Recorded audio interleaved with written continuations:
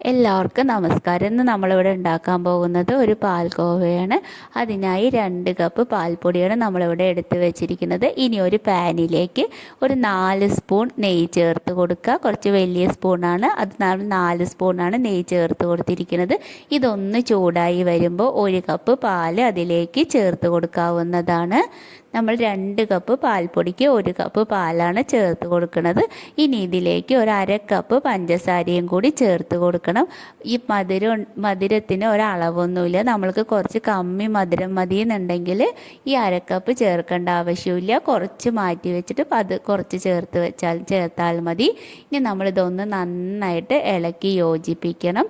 പഞ്ചസാര പൊടിയാക്കി ചേർക്കേണ്ട ആവശ്യമൊന്നുമില്ല. നമ്മൾ ഡയറക്റ്റായി തന്നെ പഞ്ചസാര ചേർത്ത് കൊടുക്കാവുന്നതാണ്. ഇനി നമ്മളിപ്പോൾ കുറച്ച് ഹൈ ഫ്ലെയിമിലാണ് ഇങ്ങനെ ചെയ്യേണ്ടത്. ഇതൊന്ന് പഞ്ചസാര ഈ പാലൊന്ന് തിളച്ച് വരുമ്പോൾ പഞ്ചസാരയെല്ലാം അലിയും.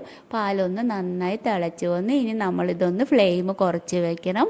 ഫ്ലെയിം കുറച്ച് വെച്ച ശേഷമാണ് നമ്മൾ പാൽപ്പൊടി ചേർത്ത് കൊടുക്കേണ്ടത്. ഈ പാൽപ്പൊടി കുറച്ചായിട്ട് തന്നെ ചേർത്ത് കൊടുക്കണം. കൂടുതൽ പാൽപ്പൊടി ചേർത്ത് കൊടുത്താൽ പെട്ടെന്ന് കട്ട പിടിക്കാൻ നല്ല സാധ്യതയുണ്ട്. നമ്മളിതൊന്ന് കുറച്ചായി ചേർത്ത് നന്നായി ഇളക്കി യോജിപ്പിച്ചെടുക്കണം. നമ്മളിങ്ങനെ ചെയ്യണത് മാത്രം ഒന്ന് ഇതിൽ ശ്രദ്ധിക്കാനുള്ളൂ. ഇങ്ങനെ നമ്മൾ ഒരിക്കൽ ചെയ്ത് കിട്ടിയാൽ നമ്മൾ ഈ പാൽഗോവ കടയിൽ നിന്ന് വാങ്ങില്ല. അത്ര എളുപ്പമായി വെറും 10 മിനിറ്റ് കൊണ്ട് തന്നെ നമ്മൾക്ക് കടയിൽ നിന്ന് വാങ്ങുന്ന അതേ ടേസ്റ്റിൽ നമ്മൾക്ക് പാൽഗോവ ഉണ്ടാക്കാൻ കഴിയും. 1 കപ്പ് പാലും കുറച്ച് പാൽപ്പൊടിയും മാത്രമേ നമ്മൾക്ക് ഇതിനായി ആവശ്യമുള്ളൂ. നെയ്യ് നമ്മുടെ ആവശ്യത്തിനനുസരിച്ച് ചേർത്ത് കൊടുക്കാവുന്നതാണ്. നെയ്യ് ചേർക്കുമ്പോൾ നമ്മൾക്ക് ഷേപ്പ് ചെയ്യാൻ വളരെ ഈസി ആയി കിട്ടും. അതുകൊണ്ടാണ് നമ്മൾ നെയ്യ് ചേർത്ത് കൊടുക്കുന്നത്. ഇനി ഇതിലേക്ക് ബാക്കി വരുന്ന പാൽപ്പൊടിയും കൂടി കുറച്ചായി ചേർത്ത് നന്നായിട്ട് ഇളക്കി യോജിപ്പിച്ചെടുക്കണം. ഈ പാൽ ഇളക്കി യോജിപ്പിക്കുന്നത് മാത്രം നമ്മളൊന്ന് ശ്രദ്ധിച്ചാൽ മതി. ഈ പരുവമാകുമ്പോൾ നമ്മളിത് വേറൊരു പാത്രത്തിലേക്ക് മാറ്റി കൊടുക്കണം. ഒന്ന് ആറിയ ശേഷം വേണം നമ്മൾക്കിതൊന്ന് ഷേപ്പ് ചെയ്തെടുക്കാനായിട്ട്. ഇനി നമ്മൾ ഒരിക്കലും പാനിൽ ആറാൻ വയ്ക്കരുത്, അത് ഹാർഡായി പോകും. ഇനി നമ്മളിതിലേക്ക് വേറൊരു പാത്രത്തിലേക്ക് മാറ്റി അതൊന്ന് ആറിയ ശേഷം നമ്മൾക്ക് ഷേപ്പ് ചെയ്തെടുക്കാം. ഇത് നല്ല സ്മൂത്തായൊരു പരുവമാണ്. അപ്പം നമ്മൾക്ക് ഇങ്ങനെ ഉണ്ടാകുമ്പോൾ നമ്മൾക്ക് ഏത് ഷേപ്പിൽ വേണമെങ്കിലും നമ്മൾക്കത് ചെയ്തെടുക്കാവുന്നതാണ്.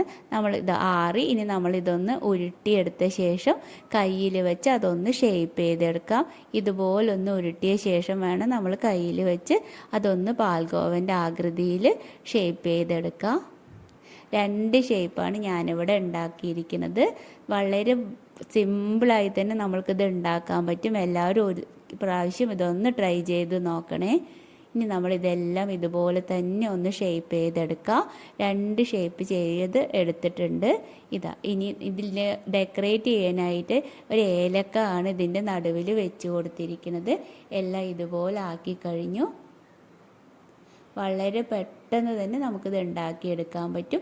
ഇതാണ് ഒരു ഷേപ്പ് ചെയ്തിരിക്കുന്നത്. ഇനി നമ്മൾ ഓയിലിന് ഉപയോഗിക്കുന്ന ബ്രഷ് എടുത്ത് നമ്മൾക്ക് ഇതുപോലൊന്ന് ഡിസൈൻ ചെയ്ത് കൊടുക്കാം. നമ്മൾക്കിത് കടയിൽ നിന്ന് വാങ്ങണ പാൽഗോവൻ്റെ ഏകദേശം അതുപോലെ വരും. പക്ഷെ അത്ര പെർഫെക്റ്റ് അല്ലെങ്കിലും നമ്മൾക്ക് ഇതുപോലെ ചെയ്തെടുക്കാവുന്നതാണ്. എല്ലാവരും ഇതൊന്ന് ട്രൈ ചെയ്ത് നോക്കണേ.